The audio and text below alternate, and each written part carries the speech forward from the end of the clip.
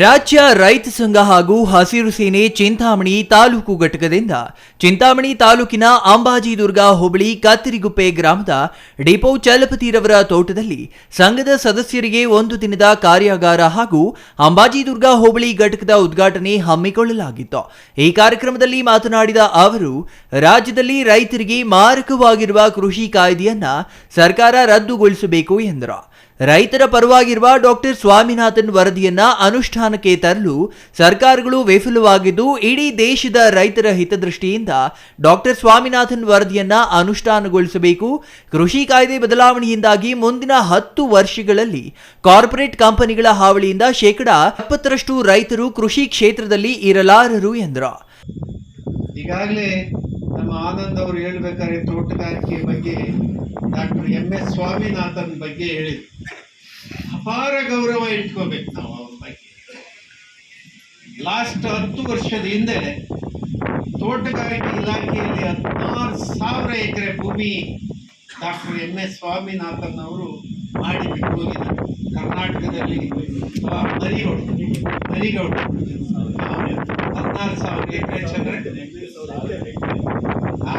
Hectare ಪ್ರದೇಶ ತೋಟಗಾರಿಕೆಯಲ್ಲಿ ಇದೆ ಅಂದ್ರೆ ದೇಶದಲ್ಲಿ ಎಲ್ಲೂ ಇಲ್ಲ. Because of Marigowda. ಆ ಕಾರಣಕ್ಕೆ ನಾವು ಅದನ್ನು ಯೋಚನೆ ಮಾಡಬೇಕಾಗಿದೆ. 10 ವರ್ಷದ ಹಿಂದೆ 6,000 ಎಕರೆ ಭೂಮಿಯನ್ನ ಯಾರು ಖಾಸಗಿಯವರಿಗೆ ಕೊಟ್ಬಿಟ್ಟು ಅವತ್ತಿನ ಮುಖ್ಯಮಂತ್ರಿ ಅವತ್ತು ಈಗೇನು ಕರ್ನಾಟಕ ಸರ್ಕಾರದ ಚೀಫ್ ಸೆಕ್ರೆಟರಿ ಇದ್ರು ವಂದಿತಾ ಶರ್ಮಾ, ಆಕೆ ಪ್ರಿನ್ಸಿಪಲ್ ಸೆಕ್ರೆಟರಿ ತೋಟಗಾರಿಕೆ ಇಲಾಖೆಗೆ ಒಂದು ದಿವಸ ವಿಶೇಷವಾದ ಒಂದು ಸಭೆಯನ್ನು ಕರೆದು ನಾನು ಭಾಗವಹಿಸಿದ್ದೆ. ಅವತ್ತು ಅವರಿಗೆ ಅರ್ಥ ಮಾಡಿಸಿ, ಇದು ಯಾರಪ್ಪನ ಮನೆ ಆಸ್ತಿಯೂ ಅಲ್ಲ, ಇದು ರೈತರಿಗೆ, ರೈತರ ಅಭಿವೃದ್ಧಿಗೆ ಬಳಕೆ ಆಗಬೇಕಾಗಿರೋದು. ಯಾರಿಗೂ ಇದು 90 years ಲೀಸ್ ಕೊಡ್ಲಿಕ್ಕೆ ಅಲ್ಲ ಇದು ಅಂತ ಹೇಳಿ.